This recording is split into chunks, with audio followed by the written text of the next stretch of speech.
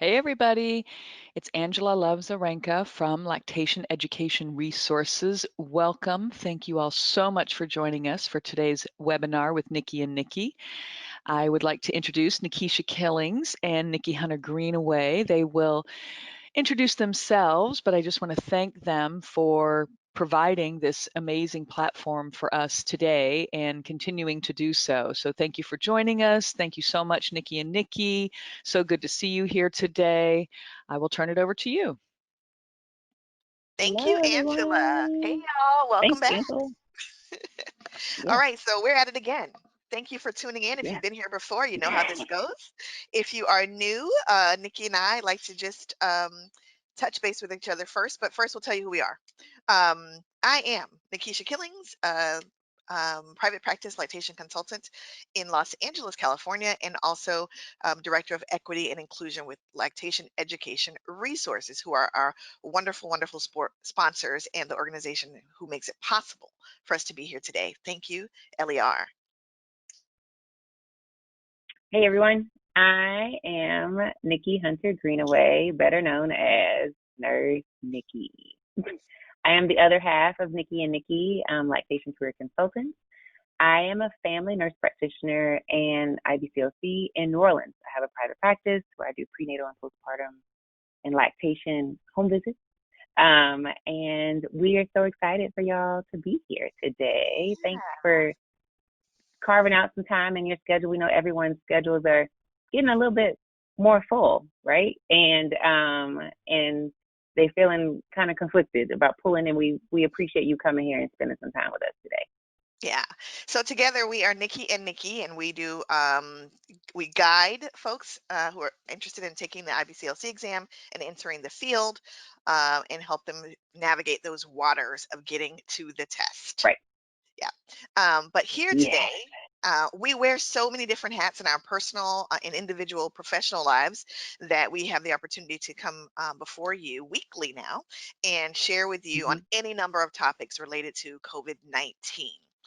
Today's topic is relactation, and we have a special guest joining us who's having a little bit of technical difficulties. So I hope she'll show up real soon. And that is the incomparable TaNefer Camara. And she'll come and tell you a little bit about herself when she comes on, or maybe Angela will give her an official introduction. While we're waiting for TaNefer to get her here, we like to do a check-in. And audience, please feel free to comment and share with us how you are doing wherever you are in the world today. Nikki, how are you? I am better. I'm better. Um, Previous weeks I was struggling with this, not having that personal touch, but I'm finding my way in all of that. I think that it also changes. Like everyone has ebbs and flows, right? And this Yeah. this whole quarantine sheltering in place is not linear, and that's one thing that I've been saying all week. It's not linear. We're gonna have our amazing days, and then I'm gonna have my days about why am I homeschooling 3 kids and trying to hold up a private practice at the same time, and keep your mental health in check. So we're having those times here in New Orleans specifically. We have not reopened our city. We have no plans to until the middle of May. So and even then, it's going to be in phases. So we won't have like a full reopen until almost July. Almost that's what it's looking like. So but we don't know. Like things are changing from day to day. We just had a surge in our numbers recently, so we're trying to figure out what that was attributed to. Maybe just folks just getting comfortable, like, I have a mask, that's all I need, and just living their best lives with crawfish boils and stuff. So so that's where we are right here, and I'm just trying to stay calm and continue to affirm people and saying this is going to be okay, but we have to do the work now in order to re-enter outside later. So that's where I am. Yeah, I think nationwide we're seeing people starting to like chomp at the bit to get out. And it really is important to have a little bit of perspective. Everyone on the call as a lactation support provider understands the value of staying in, I think. Um, as you're supporting families through this and you're trying to make sure that everyone stays healthy, both in your homes as well as in the homes that you're supporting. I know that you all have a solid sense of why it's important to really stay away from other people as long as we can. But that doesn't mean all of the folks that we support get that. And so sometimes it's tough conversations we have to have. And I think last week, Nikki, you talked about having to actually even turn down people who are insistent, like, why can't you just come see me? Right. And that's just, yeah. So how am I doing? Well, it all started with burning the bacon this morning, and the day is Oh gone. no, not the swine. Not That's the how my swine. morning's been. I know somebody out there can relate to me on this one. It just went downhill from there, man. I just haven't been able to regain my steam. So I'm gonna need some self-care later on and to kind of just decompress a bit from the shenanigans that took place before I hopped on today's call. But in the grander scheme of things, we are healthy, we are well as a family, and I'm very thankful for that as I continue to see it COVID-19 affect those closer and closer and closer to me. Each of us, I think, is starting Mm. to know someone who is directly impacted. We see TaNefer. Hey, can you hear us? Hey. Yes, I can hear you. Can We you hear hear you me? too. Yes, Oh Yay. my yes. goodness. I'm so sorry. My computer and my phone decided that it wanted to both crash at the same time. It Oh, happens. it We know how to happens. roll with the It's punches, Wednesday. right? So, Tonifer, Cool. we did two things before you came on. We told who we are, so you could tell the listeners a little bit about who you are, and then we're checking in. We want to know how you're doing, what's going on in Oakland. Well, let's see. So for I didn't get to hear the introductions, but I'll just say it again. I'm TaNefer Camara, lactation consultant based out of Oakland, California, serving the Bay Area, but lately have been serving much of the country as well with lactation support. I'm also a mother of three, so we have homeschooling going on, and I have one on the way. So um, Congratulations! thank you. So life is busy, and I'm doing it all. I'm balancing motherhood, breastfeeding, lactation support, and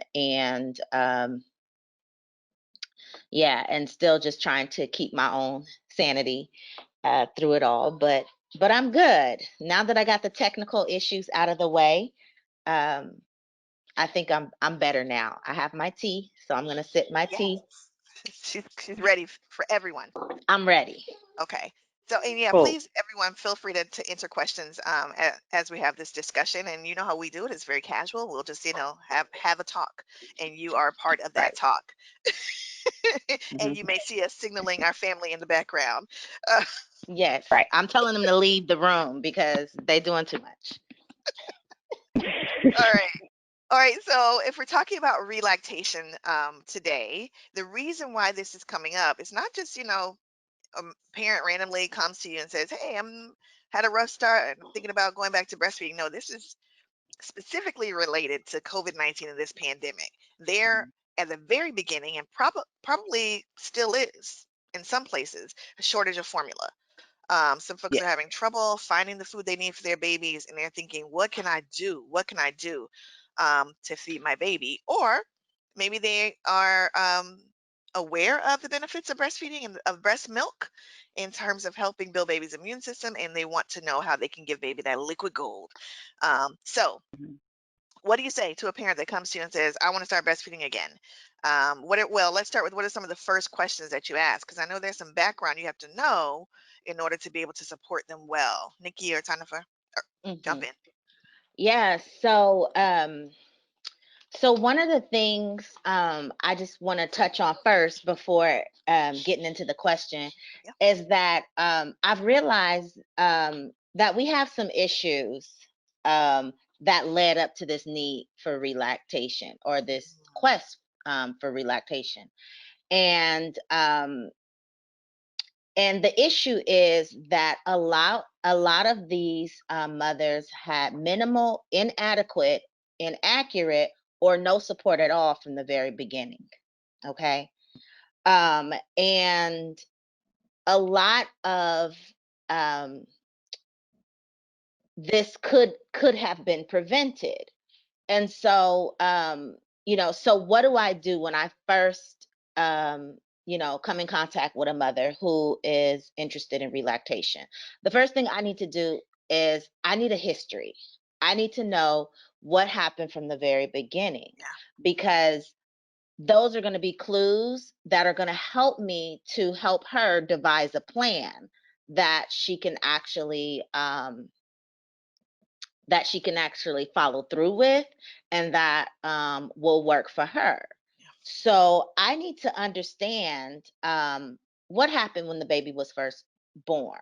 Were you and your baby separated? Was this a preterm infant? Were there any physiological, or anatomical issues beyond your control? Are there any pre-existing health conditions? Because it's important to know this, because that also will inform, um, the recommendations. Okay. Also, I need to know, has this baby ever latched? Hmm. How old is the baby um, at this point? Because success depends on so many different factors, and there's so many variables at play. Right. And at any given time, you could be dealing with one of these variables, or you could be dealing with all of them at the same time. And so the history is the most important, because you need that so that you can have a strategy um, in place before you get into the plan. Absolutely. So yeah, and Nikki, I'll let you, or jump in whenever you want here. But it matters if they nurse the baby, for a week or two or for several months, and it matters how much time has been since that nursing Exactly. relationship ended. Yes. So let's say the scenario is parent nurse for maybe first week or two of life, and now it's been several months and they want to start back up again. How does that differ from a nursing relationship that went on for a few months and then, and now a parent wants to start again? Does that question make sense? Hmm. Yeah. Either of you, anyone. Okay. Uh, so so the difference is the time in which the last time um, that mother had, was able to either nurse the baby directly, or to express milk either manually or with a pump. Um, One of the things that tends to happen often is that at the point in which that person believed that their milk supply started to go down, they they pumped less, okay, or they stopped, or they breastfed less, or Yeah. the baby became less interested in the breast, or in breastfeeding. Bottles were introduced. The amount that babies were being supplemented at some point began to exceed what was happening, what the baby was getting from the breast, and or how much she was able to express. So, so knowing, like, okay, when was the last point of milk production that happened? And if this is a baby who's like, let's say it's a 3-month old and they haven't been to the breast in a month, then I want to know, like, okay, um, did you ever get to the point where you actually established a milk supply, or was it Yeah. always minimal from the beginning? Yeah. Um, and that's a very important, that's very important information to get from them. Because at that point, then you can kind of troubleshoot. Let's say this baby is now 5 months. She had latch issues from the beginning. Let's say baby had a tongue tie, was never really able to latch. She began pumping. The demand for the milk increased, and she was unable to keep up with that demand, or did not have the instructions that she needed to pump effectively or as often. And then, so let's say it's been like a month or 2 months. Okay. Hmm. So with that, we have a lot to work with, and there's definitely some possibilities. Okay. We can address the latch. We can, go back to, let's see if we can stimulate the prolactin hormonal response. And one of the best ways to do that is by actually having the baby suckle. So, so that's one of the first things that I'm going to try to attempt if there is still an infant involved. Hmm. Can we salvage, for lack of a better word, can we salvage this Mhm. breastfeeding Yeah. relationship? Yeah. You know, Right. and some people think it's impossible, but it's not impossible. Yeah. Um, we just have to go about it a little differently. And the Right. first thing that I do is let's reorient baby towards the breast. Let's reestablish the Mhm. breastfeeding relationship. So we're not going to act like we're trying to make this baby breastfeed at this point. Hmm. We're reintroducing the breast to this baby. So we're I love starting that off with skin approach. to skin. That's great. And so that's my Yeah. first approach when we're dealing with an infant who's not been to the breast for a month or, even a few months. Thank you. That was a lot to unpack there. So much. Yeah. So it matters how well breastfeeding was established initially. It matters how long that relationship lasted. If it was only a couple days or a week, that's very different from a baby who nursed for 3 months. And a parent who had Right. full supply, did not use any supplementation, and they had enough to meet baby's needs. That's very different from a parent who didn't maybe establish a full supply. So you have to understand what the history is, then you know where to start. But I love, love, love reorienting baby to the breast, just getting baby familiar again with all this that's happening up here, and how to open and latch. And that's a little bit of a challenge as well, to teach a baby who hasn't latched to the breast in a while how to get back on. Right. Yeah. So there's Mhm. work Right. involved. Yeah, one of the things that at the New Orleans Breastfeeding Center that we did when we could be in the same room was talk to the parents. We did SNS, helping with that, suckling on the finger, but also just having those skin to skin moments, tons, because we worked with a family that adopted a baby, and while she had that baby from when the baby was 7 weeks old, she didn't attempt to relactate until she fostered the baby at 7 weeks old, but she didn't attempt to relactate until the adoption was final, which was when he Mm. was at 9 months old. Yeah. So I'm like, okay, all right. So they had already, but now she upped it. She's like, we take baths together, we do these things, we do these. I'm like, and he has now a full set of teeth, and she's like, this is painful. And I said, and that's one thing, the biggest thing, the first thing we start with on our plan for relactation or inducing lactation is patience. Baby, this is not about to happen tomorrow. Yep. This is not like we power pumping and you like, oh, I see an increase tomorrow. Like your Yeah. prolactin's like, I got you. Yep. It's not like that. It's a marathon. We're not about to sprint to this Yes. and doing all this stuff.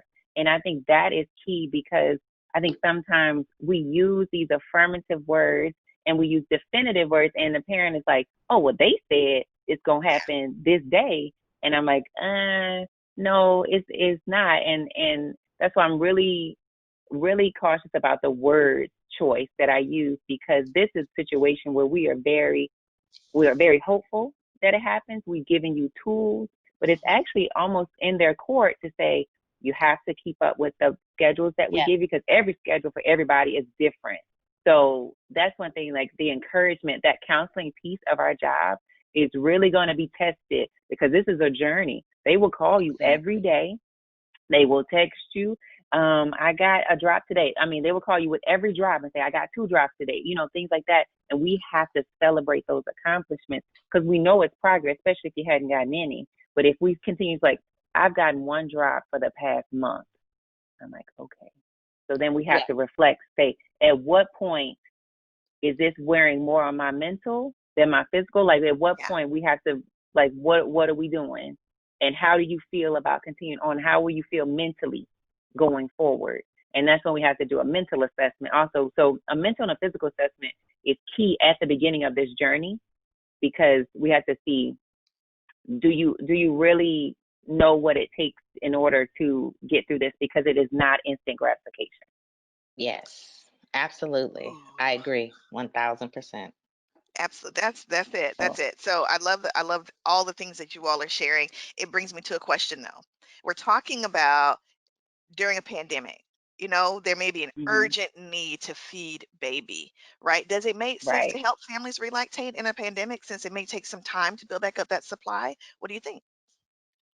Um, did Um you want to go? Okay. I So, would say yes. It is. It is an urgent need, and we need to do it. But also, when I think of relaxing, I think of it differently now, because like the folks here in New Orleans, they leave in the hospital less than 24 hours. If you gave birth at home and you go to the hospital, they're only keeping you for 4 hours maybe. And so you're not getting that lactation help. So, and then we have a huge formula shortage, especially of the expensive like Nutramigen and mhm, Alimentin and all of those types of things.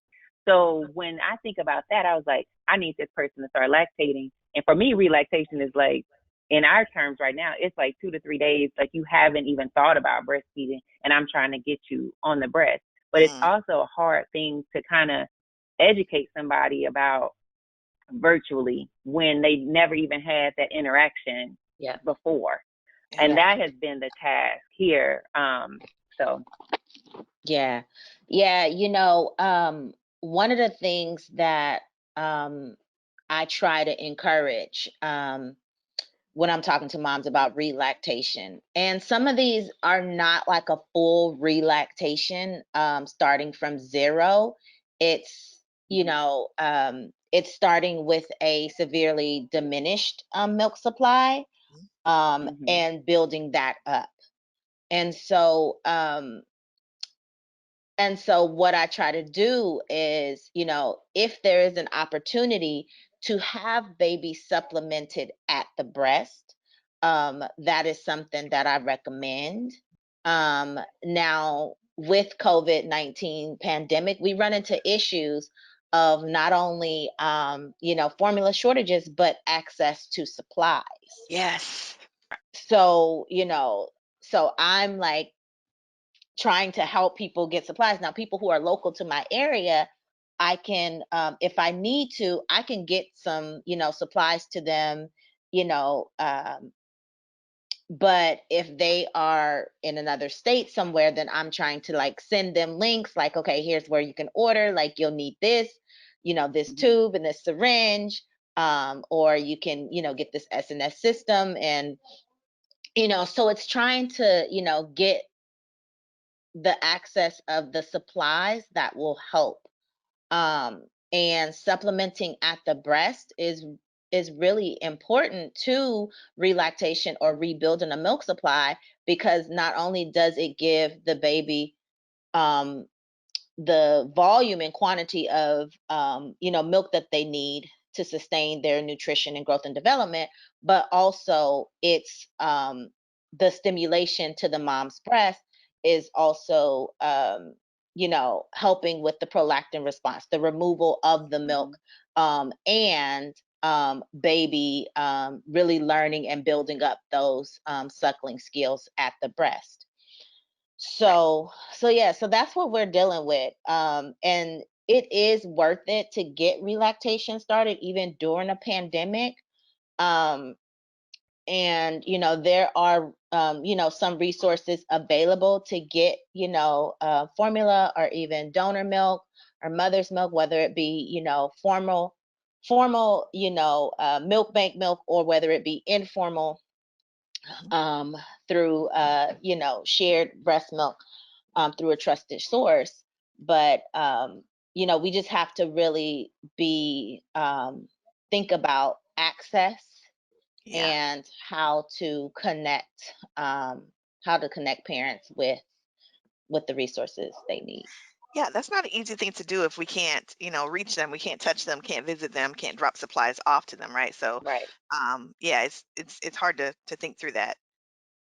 Okay, sorry, I was reading notes, making sure. Angela, let us know if we have any questions.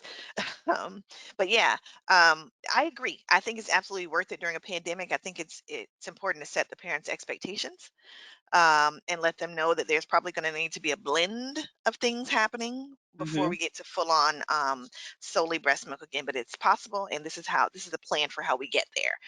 But you got to commit, Right. and there's some kind of some not kind of there's some consistency and some you got to commit to this Mhm. thing because there's some time that has to pass where you are doing consistently the same things to get the milk back up. So absolutely, I agree with all of you. Um, so parents are coming to us or they come to you and they say, I'd like to restart. I'd like to get my baby back on. It's been, a couple months. I had a full supply. It's been a couple months. And they want to know, is it possible to get back up to 100% full supply? Um, do you have a general, response that you give to that question? I just try to be honest and realistic Right. with folks, and just, I tell them, like, you may not get a full supply. You may not go back to, the milk supply you had at, 1 month or at, 2 weeks. You may not get back to that. Also, we're working against nature. We're working against the natural biology of things. Yeah. And so, understanding, like, how milk production works and being able to communicate that in a way that they understand. Understanding, like, at what point does milk production, begin to naturally decline, even if you were, even if you had been exclusively breastfeeding or exclusively pumping. There is a point at which, you know, your hormone levels naturally decline, milk production is slowly decreasing. Now, that doesn't mean that you're not producing what the baby needs. And there's a lot of misunderstanding Yes. around that. It's not Yes. even really so much a misunderstanding, like, people just flat out don't know because no one is talking Right. about this. Yeah, and they're comparing it to the other, right? Oh, my friend's Right. baby takes a 10-ounce bottle of formula. That is not what you Exactly. need. And if you start a That's baby not what's hot. out Mm-mm. getting a five ounce bottle at 2 weeks of age, then their Yeah. expectation is that this is supposed to Right. steadily increase. And so I'm supposed to keep putting this milk out, Whew. you know. Mhm. So Yeah. yeah. Yeah. It The goes back to what comparison you thing is said. really hurting us. The Yeah. Yes. comparison of people seeing it on Facebook, and that's great. Like, it's great that you're making a deep freezer full on day 4. But you gonna have issues just like this person over here with You low are. supply gonna have issues. Oversupply is not necessarily the greatest gift, right? Especially if you're trying to hold down a job. I've almost had a patient get fired because she was just like, I need to go pump. They're like, you just pumped like an hour and a half ago. Like, I need to go pump. Like 70 ounces a day and your baby only drinking 34. Like, that's not sustainable, right? But also Hmm. that's well above average. Yeah. So I know people want to get to that point, but get to the point that works for you and your baby right here. Exactly. That's all we can worry about. And that's why this is a personalized plan for relactation. We can't go off of print something out, check, check, check, check. It's not about that. It's about creating a personal, if anytime we use a personalized plan, it's for this just Mhm. because of the mental health ramifications that come along with it.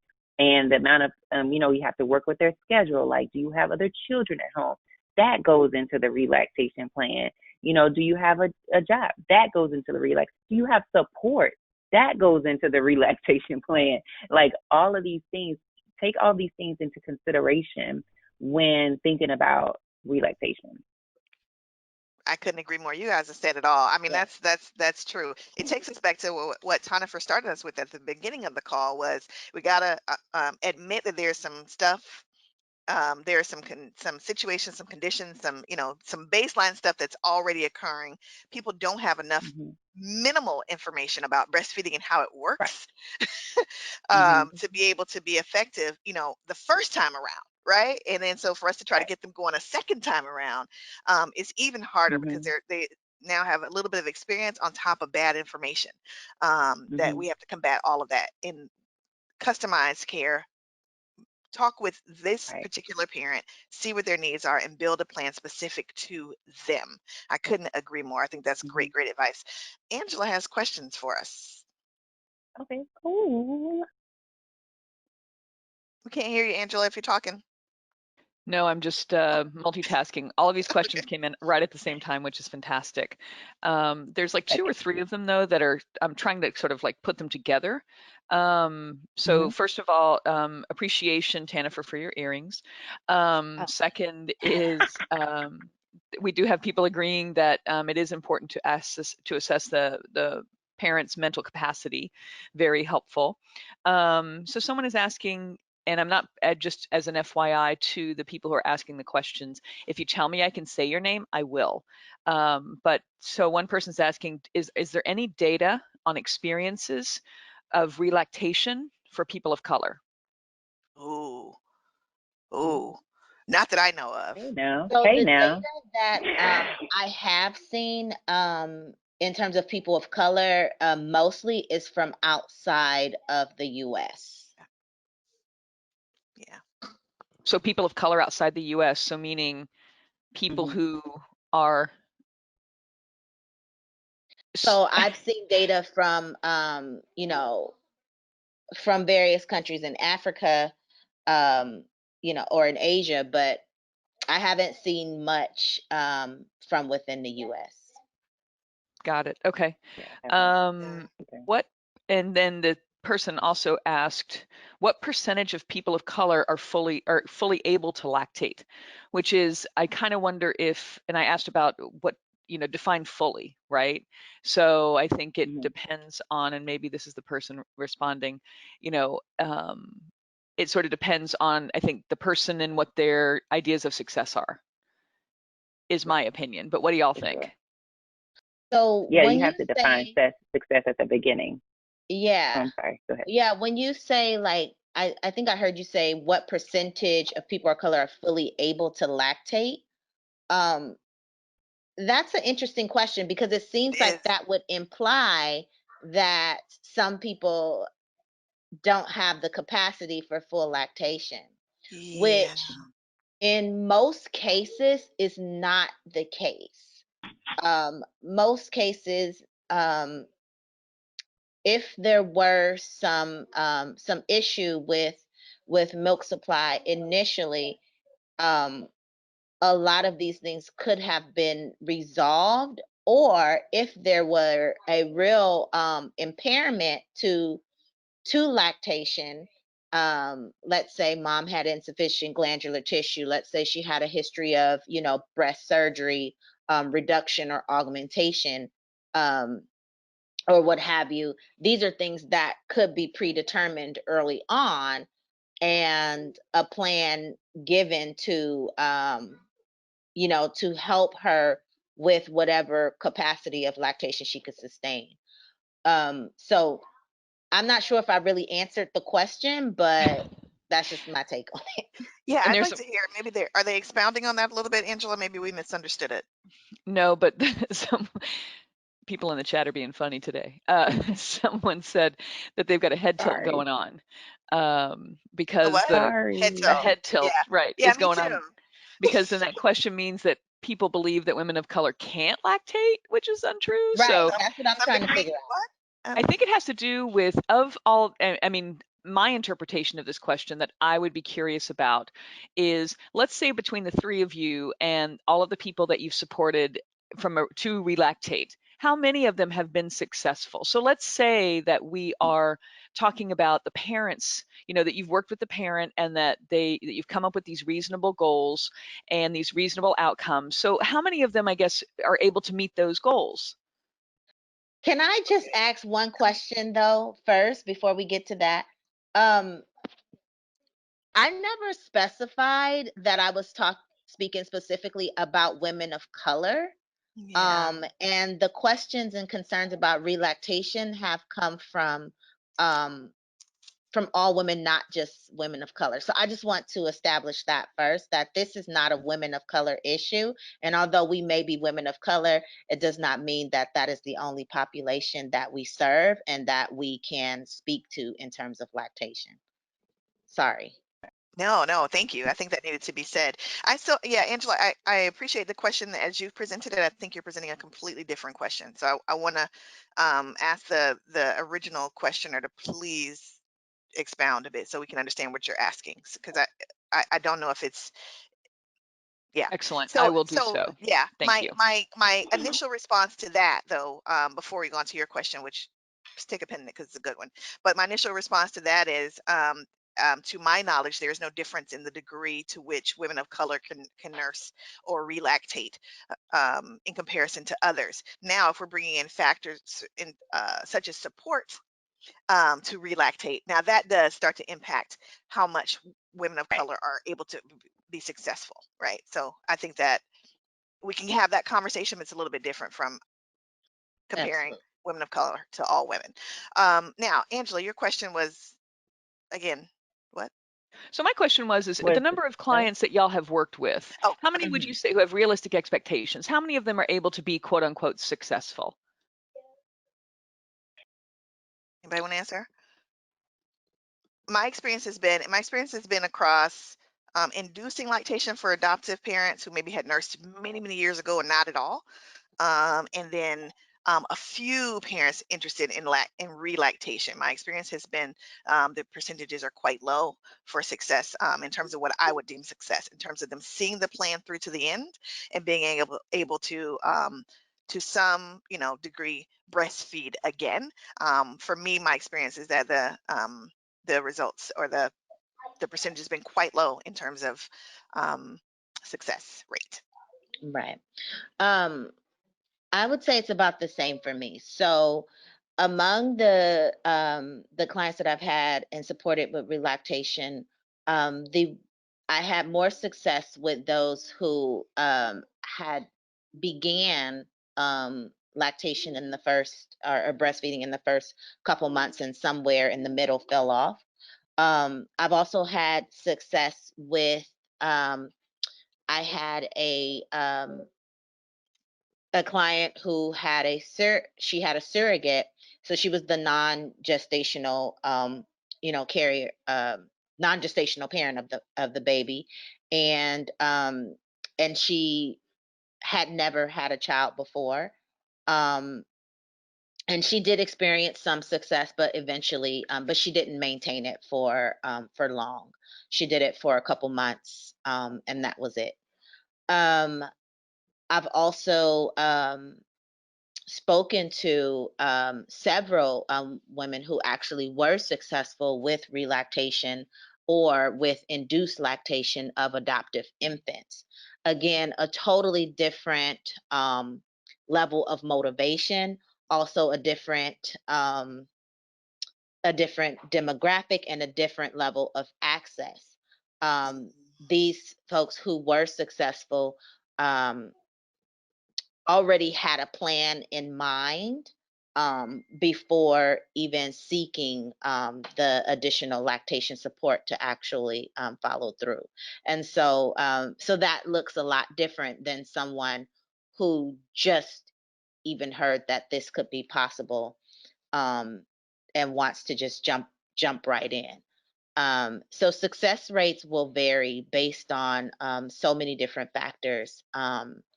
And lately, with the volume of clients that I've been consulting with for relactation, it's how long have we been in shelter in place in California? Right. Yeah. Like, Yeah. so, Months. so starting to see some success, but also I've had a lot of people realize that, this is a lot of work, and Mhm. they're not quite, they're not quite up for or ready for the challenge, or don't have the mental capacity to see it through. So Yeah, it's a lot of mental work. It's like one of my clients is saying, they're like, I didn't know that this would just like fully drain me mentally. So I think I've had more success with families that have left the hospital and they weren't breastfeeding and then gone home about 2 weeks later and they're like, well, what's up with this breastfeeding? So then we've had that conversation. yeah, But I would say the further out we go, I have less and less success just because of that, reestablishing supply to the point of, 2, 3 days is tasking. It's a task. And some people, like you said, they're just like, let me get to halfway. And so I have been able to get them to where it's a blend as opposed to just straight formula. They have been able to do both breast and bottle. And that's been cool, but I can't say that I've had someone go through the whole plan and 100% exclusively breastfeed. That is a really challenging place to get to, but I feel like in my hopeful mind that it can be done. So, It can be. It can, yeah. But you, to all of both of your points, the fact that we haven't seen great amounts of success has to do with the work that's involved, the commitment that's involved, the resources that are available to families that want to do this. I have a sense, though, that trying to relactate in a pandemic because of an emergency, an urgent situation, will look a Mhm. little different, right? So families who really don't have other options, and formula really, because this will not be our last urgent situation in this country. It will, right, there will be others. Um, right, and so, in a situation where formula really is inaccessible, they really don't have other options. I have a sense families would be more committed. Like when you don't have options, right? You don't have choices. Right. hmm Um, we would see different outcomes, but we happen to be, really fortunate that we're in a nation where up to now, families have had the choices of not only formula, right, but many types of options of formula, other milk from other family, other right. people, and lots of hmm other options. But in a situation where there's lack of options, you see different outcomes, I believe. Yeah. And I Right, also just want right. to note that with the COVID-19 pandemic, um, a lot of the support is being done virtually. And I had greater success um, with my clients who were trying to relactate when I was able to actually be hands on with them and see them in person for hmm multiple visits at a time. I had one mom um, pre-COVID, and she and her baby were actually separated for about the first 6 weeks of life due to complications on both the mother and the baby's end. And this baby had never been to the breast. She was so ill and hospitalized for a good 3 to 4 weeks, and also was not able to even pump. So there was no breast stimulation. This baby had never been to the breast. And by the time I established care with them, this baby was probably about 6 weeks old. Um, Mom had a very minimal milk supply. This baby had no idea what to do with the breast. She also had flat nipples um, and very large pendulous breast. And so, what we did was a little bit of what I talked about earlier was just reorienting this baby to the breast. And on the first day, just by placing that baby skin to skin, just by allowing her natural instincts to kick in, that baby latched. Yes. And me, the mom, the doula, we're all in tears, bawling. Like, I can't believe this just happened. No hands. I'm not touching. I'm not manipulating. I'm not shoving a breast in the baby's mouth. And I continue to follow this mother baby dyad for several months.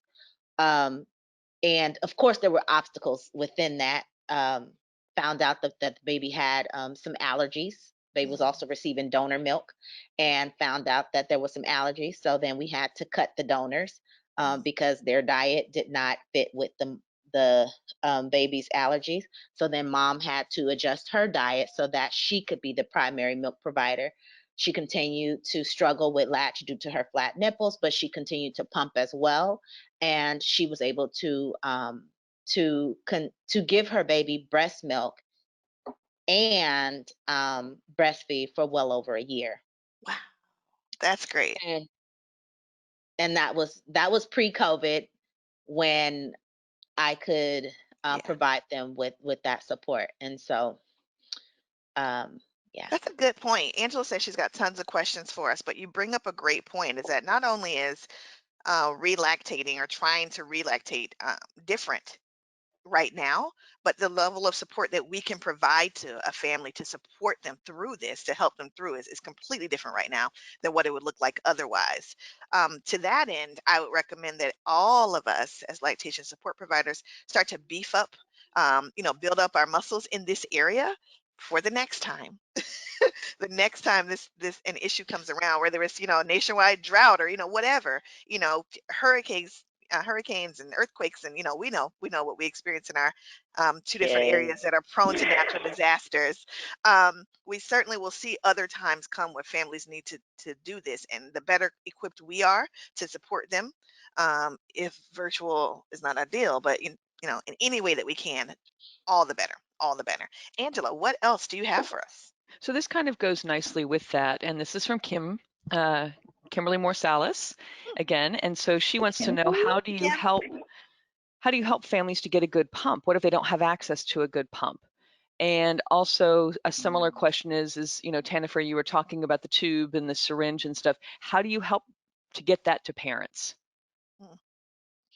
Mm, So in terms of access to a pump, that's a little tricky depending on where they are. Um, I can facilitate access to a pump better from, within, um, my region or the area that I live and work in. Um, in terms of where they are, the best I could do is try to figure out what the resources are and what's available to them in terms of a pump. But the other thing that I also encourage, in addition to using an electric breast pump, is manual expression, because most of us have hands, yeah. and so that is also a tool that will greatly aid in the extraction of milk. So in the meantime, while we're trying to figure out, how to get access to a pump, I'm also teaching moms how to do hand expression, how to do manual expression. Some of them have pumps, but maybe the pump isn't that strong, or or something is going on with the pump. It's just not putting out what they expect. But hand expression is also a tool that I incorporate into the plan. Yeah, Yes. I do the same as well. Just because we've had a few issues where flange size was a issue. So it's even harder now to get the right flange sizes. So working in my region, I worked a lot with WIC. I contacted WIC offices. We're on a daily basis now, all of the WIC offices saying what you got in stock, things like that, working with their provider to making sure that they have, we tell our clients here, before you go into the hospital, you need to already have your pump already shipped to your house, or get that doctor, because sometimes they'll say, well, we're not doing it to this time. That's changed, you see. And now our hospitals here are actually recommending that they bring their own pump to the hospital. So we're encouraging them to go ahead and have it now, because we actually Mm, don't have enough pumps at our hospital, and you're not guaranteed once you're going in recovery to be on a maternity floor. So you may be Mhm. in med surgery, we have, it's all over. right. So depending on where you are, you need your own pump because it's not going to travel. And then, the providers there, the nurses, all they use the pumps also sometimes. So we just have a shortage, and then cleaning is an issue as well. So you just might as well, ahead of time, when you're pregnant, go ahead and get Mhm. your pump, and then take Yes. your own stuff with you. Yeah. Yes. And Yeah. then most insurances also provide pumps. So one of the things that I was doing in the hospital was, I work in a safety net hospital, so we have a high Medi-Cal population, but they are all eligible for a breast pump. If they have Medi-Cal Alameda Alliance, this is just for the Bay Area, for Alameda County. But if they have Alameda Alliance, then I know that I can fill out the form. They get their pump through Alameda Alliance. If they have Medi-Cal Managed Care, or Medi-Cal Blue Cross, then they can get their pump through Hygia. And there are several other. There's another site that I use sometimes if I'm not sure what the insurance is. Pumping Essentials. Yeah. You can go there and put in the information, and they can usually figure out how to bill for it and get that Yeah. patient a pump. Okay. That's what I use, Thank you. the various websites where you can get pumps through insurance or send them to their local WIC office. That's usually a pretty easy process to go through before baby gets here. The key is to get them the equipment that they need before Mhm. baby arrives so they can have it with them in the hospital or at the birthing space. And then I was able to, on this last baby that I had, request a hand pump in the hospital. And Mhm. that was a thing that they kind of had just plenty on hand and they handed it to me. And that helped with hand expression, Yep. getting some places I couldn't get. And it was not a huge, expensive piece of equipment that they didn't want to part with at the hospital. So that may be another way to go about that. What's next, Angela? She says she's got tons of questions, so we'll I shoot you. do. So thank you all. I hope you can go a little bit long here. I'm going to start though from the beginning. So let's just take a moment and go with inducing lactation. And actually, I'm going to unmute someone who gave me permission to unmute them. Adara, I'm going to unmute you, and so you can ask your question directly. Go ahead. Awesome. Hi. Thank you Hey. so much for this. I've interacted with Hey. some of you on Facebook, and it's so nice to see your face and hear your voices. Same. I am an IBCLC out of Oakland, and I'm actually inducing lactation for my sister-in-law. And her baby's due in September, and so it's kind of something for her, but also an experiment for me as a lactation consultant. So I wanted to know if you guys have any experience with that and kind of what you would recommend that might differ from relactation. But essentially, I'm following the Newman protocol, and I'm doing a birth control pill and domperidone right now, and then Okay. I'll start pumping and herbs in August, like about 6 weeks before the baby's expected. Mhm. I'm glad you asked that, and thank you, Yeah. Adara. Nice to meet you. Yes. Thank Nice you. to meet you too. I've been meaning to mention the Goldfarb protocol, Newman Goldfarb. I always forget Newman. Brother I Jack, didn't don't forget it forget yet. about I Brother haven't got Jack. to it yet. Jack. All right, the Newman Goldfarb protocol. That has been my go-to for all of my career, I think, for helping Yep. families through Mhm. this thing. So it sounds like to me you're doing all the right things to be prepared. But also, wow. Um, I want to say thank you or congratulations. That's just what a huge gift. I'll say what a huge gift. Thanks. To Yeah, no Yes. baby in my family is not going to get breast milk during COVID. yeah. Right. My There you sister-in-law go. has hypoplastic breasts, so she just had a really tough Mm. experience with her first baby and Mhm. wasn't managed very well. They're in a small region, so they just weren't getting adequate support. Yeah. Yeah. Yeah. Well, it sounds like you've got her on a really good plan. I would say, continue, continue to check in. It's With me. I'm doing it. She's giving milk to her sister. Oh, Adara you're is. doing it Yeah. on yourself. I'm doing it to donate to Oh, her. wow. Yeah. Oh, that's exciting. Oh, yeah. Yeah. Well, you said you're in Oakland? Uh-huh. Oh, cool. We should connect. Yeah, we definitely should. I'm mostly practicing as a speech therapist at Kaiser, but I want to do more lactation now that I'm here. So. Oh, okay. Okay. That's Cool. good. Well, Okay, yeah, it sounds like you're doing all the things. So, Yeah.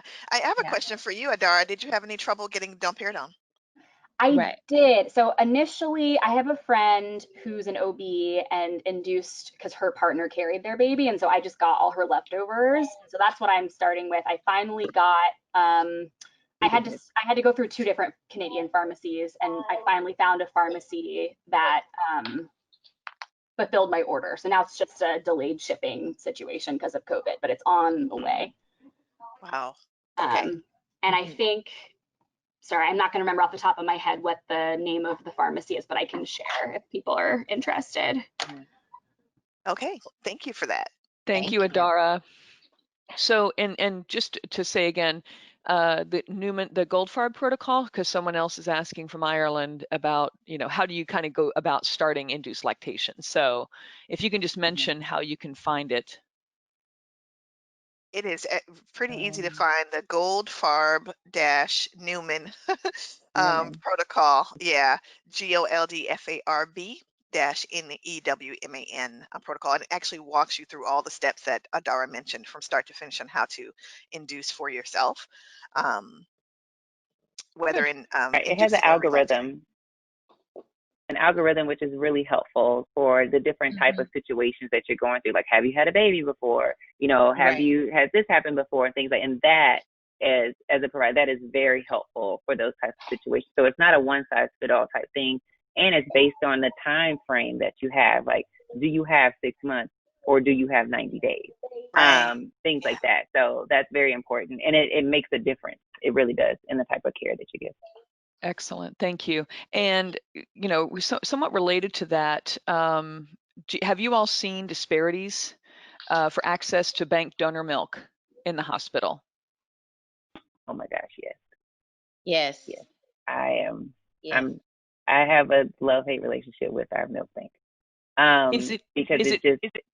is it babies Go who ahead. are compromised, like NICU babies, or are these just like, in other words, is the hospital's policy that they only provide milk to those babies that are under, let's say, 32 weeks gestation, or is it, and they don't have it available for well, quote unquote, babies? So the Right. hospital I work at, we don't even have a donor milk policy. We were discussing, you know, implementing a donor milk policy. Recently, again, this was about maybe January or February, had a mother who had a double mastectomy, and had cancer and was interested in doing and in obtaining donor milk. And we were able to help kind of facilitate the process before she actually delivered. But by the time she delivered, I don't know if there was some paperwork or something that was not completed, but she still did not have the donor milk. And we don't have donor milk in this hospital. So so there's definitely some barriers and some disparities there. Um, you know, with it seems certain hospitals in certain areas are more likely to have donor milk available and have, you know, a policy around that. But in places that are serving predominantly, you know, people of color, poor Medicaid populations, it seems that often donor milk is limited or difficult to obtain. Yeah, that's the same. That's the same here also, and it's it's concerning because marginalized communities that go to a particular hospital here do not have access to donor milk, and Medicaid does not pay for donor milk. So if you have money, you can buy it.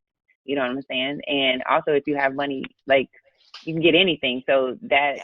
is really, it's really frustrating when we have a mom who has triplets and she's a low and she needs some, and her triplets here, multiples are given Medicaid, but she couldn't get any donor milk for her babies because two were on a different Medicaid and the third one, and we don't even know how three babies that came out of the same vagina on three different Medicaid plans.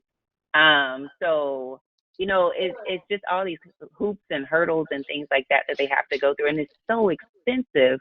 Yeah. And then we have this whole thing between hospitals that don't communicate with each other. So the hospital that has the milk bank attached to it cannot, the hospital that doesn't have the milk bank attached to it, they get theirs from Austin. And then they get theirs from there, and then price is higher. And I'm like, what are we doing, people? Like, we're in an emergency right now. And that's not, hasn't, again, we don't have a policy either. They say they do, but they don't. So it's all a bunch of hogwash, and we don't even know what's what. So we just do it the old fashioned way. Well, that's that. There we go. Thank you for that. We've Okay, reached the good. point in the call where we get real, more real. Yeah, Yes. my favorite part, You touched always. the nerve, Angela. You touched the nerve with that question. It wasn't my question, it was someone in the chat. So I thank you know. very much for I know. getting that started. And I also just want to point out for those people who are listening from around the world that, you know, Medicaid and Medi-Cal and things like that, those are the public health or they're for people who actually fall within a certain range under the poverty level. And so these are families, very low resource families who do not qualify, or either because of their income or because of they may possibly be unemployed. And the family leave policies in the United States are non-existent. And so there are lots of people who are falling into the gaps and unable to provide for their families, and therefore these are some of the services that are available for them. So another question is, what are some phrases or conversation points to suggest for moms when their goals don't align with their actions and they don't follow all of these wonderful strategies that you all are mentioning as far as skin to skin and hand expression and all that stuff? What do you do? That's a good one. Mm. So thank you. That's a good question because Nikki and I are good for these. We we share, phrases that we use with our parents quite a bit on these calls. So thanks for nudging us to do so again. I often say, "How is this? How is that working for you? Is it time to adjust? Hmm. Should we just kind of reset and maybe talk about this Hmm. a little bit more? It looks like that may be really really difficult with all that you have going Yeah. on. Um, what does success look like to you? And let's start from there. Yes. Yeah. Yes. Hmm. Also, I like to find out what was your initial goal and what is your goal now? Hmm. Mm, And I try to take it from there. Um, Yeah. and then also, like, what are the barriers or challenges that you're having? Um, or if they haven't started the plan, what are what do you foresee as a challenge to being able to execute this plan? Yeah. What things have changed? Like, is there something about this that you expected and it didn't, or has your thoughts about this changed at all? Hmm. Is it harder than you thought? Is it easier than you thought? Is it, like just exploring their mental state and establishing mindset at the beginning, but also like checking into like, hey, what's going on? Let's talk about this. Tell me what you're feeling. Tell me what's on your mind right now when I talk about relaxation. and unless it's a family member or someone I know personally who I know I can push, push, push, push to their limit, I'm gonna pull back a little bit and Hmm. just allow them the space to Hmm. do what they feel is most comfortable and use a lot of the this is a no judgment zone. I'm here to support whatever it Yes, is that Right. you want to achieve here. You know what I mean? Use a lot of that absolutely. language. But Hmm. if it's a family member, you're gonna do this. I'm gonna check on you every day. So then a second question that sort of falls into this nicely, which is, what's the maximum amount of time that you recommend before you start discussing reassessing of goals? Oh, Hmm. Mm. I think. I just kind of feel their mood. You can feel when the mood has changed, when the interaction has changed. And you're like, oh, well, I didn't, well, I didn't, skip 3 pumps today. I'm like, oh, okay. All right. You want to Hmm. talk about it? Or, you can feel when they're motivated and you can feel when there's a decrease in motivation. So I just kind of tune into like their mood and the words that they use, because there is no time. I don't put a time on it because this is totally their time. This is their journey. And how dare I try and dictate how short or how long it's going to be. So I just kind of tune into the word choices that they use and just trying to assess their motivation. Hmm. Yeah, Hmm. same. I guess it depends on what it is that we're trying to accomplish, right? So if it's relactation, it's something that's going to take months and months and months. I'm gonna check in every couple months or every month maybe on their motivation and whether they're still all in it, whether they've been doing the plan that we've set forward. But Hmm. if this is like a power pump, or we they want to see Hmm. results in 3 days, and after the first day I check in and they hadn't pumped that day, you know what I mean? It really just depends upon how long term the goal is, I guess, how far out it is, Right. and Hmm. then Hmm. I develop checkpoints along the way accordingly. Yeah. That's good. Yeah, I also, will, if I see like it looks like the plan isn't going well, they aren't able to, to keep up with it or manage it. Um, then I have a conversation around, you know, about ending that plan, a conversation around, okay, have we come to the end of this journey? And having some closure around that in a very compassionate way. And you know, and just helping them to have their closure about it. Sometimes I find that moms feel like they're letting me down, and I let them know it's not about me. I'm here to support you. And even if that means that, you know, I help you find closure around this breastfeeding or lactation journey, Yeah, with, you know, with this baby. that's real. Excellent. Thank you. And I also think that if you do have a parent who is, you know, if there is a crisis situation and they are motivated and they do get started with it, I think it's really important to do check in with them about every day or two, maybe 3, you know, just to touch base in whatever format you feel Right. comfortable. How's it going? How you doing? And those sorts of things today. So I think that it's important to do those touch points as often as possible because they are going to need that support. I think we all can Yeah. agree that they're going to need just constant, ongoing support as they're along this journey. So Yeah, just to jump in there, I mentioned touching base once a month if it's a long-term strategy. Certainly that is just reassessing the goals and where they are on the path to that goal, but we're talking daily if we can. We're talking every other day, at least 3 times a week, um, about touch points and seeing how they're doing and seeing, you know, making sure that they understand the plan and are working the plan. But as I see a trend developing over some time, then we have that conversation about maybe we need to reassess. Thank you. Mm-hmm. Right. so good. And so I think this may be the last one, and then I've got a comment, but Okay. they were asking what supplements have you found to be helpful? So supplements pharmacologically as well as herbally. And we know that you are not endorsing any one product over another, just information for what you've seen that has worked in your practice. Well, when I was a young lactation consultant, just getting my feet wet in the field, one of my mentors, named Angela Loves Zaranka, turned me on to a product, malunggay, which is a Philippine herb, Mm-hmm. um, and comes in various forms. Moringa is another way that it said comes in various forms in the United States. That has been shown to be quite effective in increasing supply in the leaves used in a tea, but also in other packaged forms that are sold in the U.S. Mm-hmm. That's the one I want to talk about. Anybody else? Um, I will say that I don't tend to go to herbs. And that's just where my collaborating physician would prefer that I don't.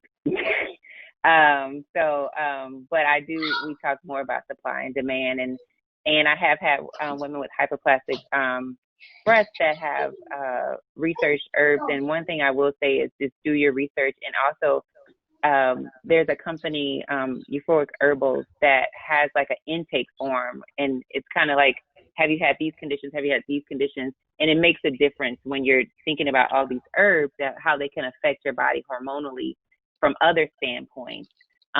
So that's one thing I really like about them, is that they do, do an intake with their clients and trying to find the best blend for that client based on, have you had gestational diabetes? Have you had any insulin resistance? Those types of things, because that to me is important when you're looking at herbs. But I can't say that I have a go-to that I recommend to anyone. What I do is recommend them to that, because they go through the intake form and they can find what works best for their situation. I'm gonna write Can you, that Mm-hmm. down. I didn't know I was about going to that Yeah. one. say, can Yeah, you you're gonna have to say the share name of that that. one? Yeah, Type I it I was in. looking for something like that group yesterday group. for a client. Well, so no, Um, someone actually asked for it in the who's on the call. So if you Oh, could type it into the chat, okay. thank you. okay. Yeah, so Hmm. when it comes to herbs, there isn't like one in particular or any particular brand that I endorse. It's really I deal with it on a case by case basis. Um, And I've had success with moms who were on fenugreek, also the malunge or moringa that Nikisha talked about. Also, lately, a lot of moms that I've spoken to have been getting really good results with the Milky Mama products. Mm-hmm. There's tinctures, there's emergency brownies, cookies, and there's different things. I'm like, I might have to try these. I don't normally have milk supply issues, but I'm like, I want to taste these brownies. So I'm speaking to moms who've had some success and seen increase with supply with that.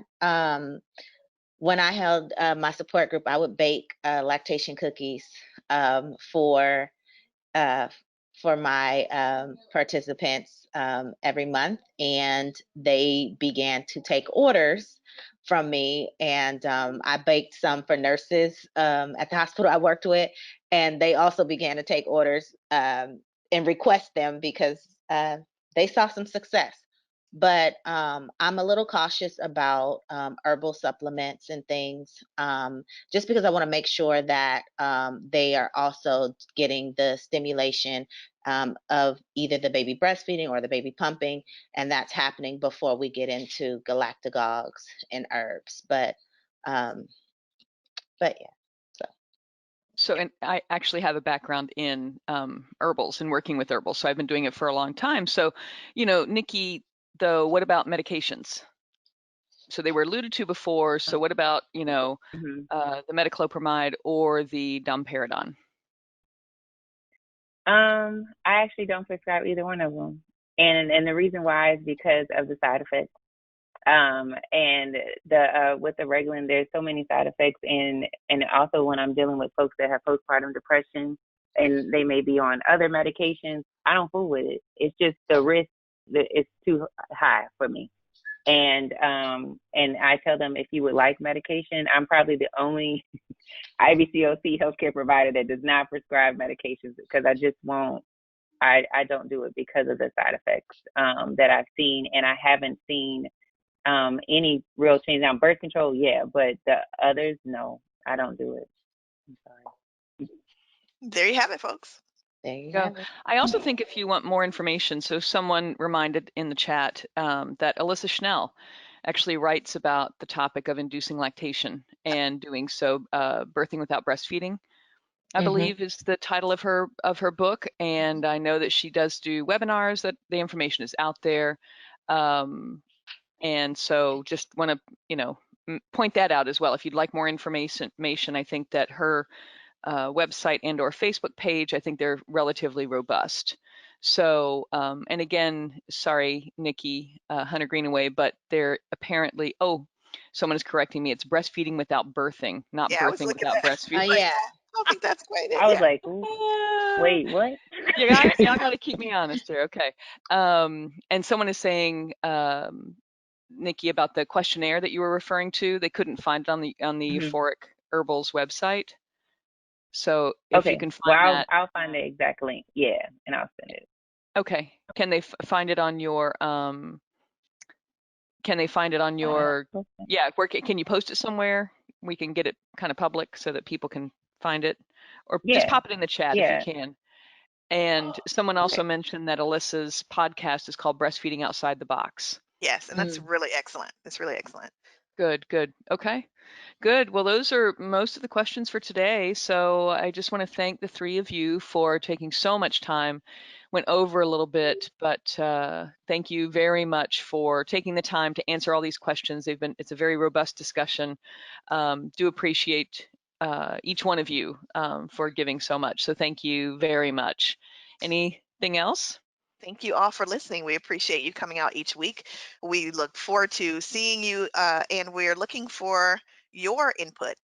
Every week we're here with a topic that you have said is important to you. Next week we'll be talking about equity and breastfeeding in the time of a pandemic, and where inequities exist and how we can work to support our families um, during this time of a pandemic, even though there's lots going on that is not quite equitable. and we'll talk through that a little bit more. Thank you, TaNefer, for being our special guest today. You You're added welcome. Thank you so tremendous. much, Thank you. Nikki for having me. Thank you to LER for also having me here today. It's been a Yes, pleasure. yes. We look forward to doing it again. We'll have to have you back. TaNefer's an expert on all sorts of stuff. So this was Love just it. one little bit. Follow her. Follow her. She's got all the best information, and she's visible in the articles and books and webinars. And can you tell them about the Midnight Milk Club while you're here? Oh yes. So I facilitate a weekly virtual support group for pregnant and nursing mothers. They don't necessarily have to be breastfeeding exclusively. If they need infant feeding support in general, I provide all of that. So all is welcome. And it's the Midnight Milk Club. It's a private Facebook group. We were doing 2 sessions a week on Wednesday nights and Friday nights, but we're going to move to just Friday nights from here on out. So you can join us. It's a late night group. And yeah, that's it. If you know families that need late night support with breastfeeding, tell them about the Yes. Midnight Milk Club. Thank you, TaNefer. Thank you, everyone. We appreciate you, and we'll see you next. Thank you. Bye. See you next week.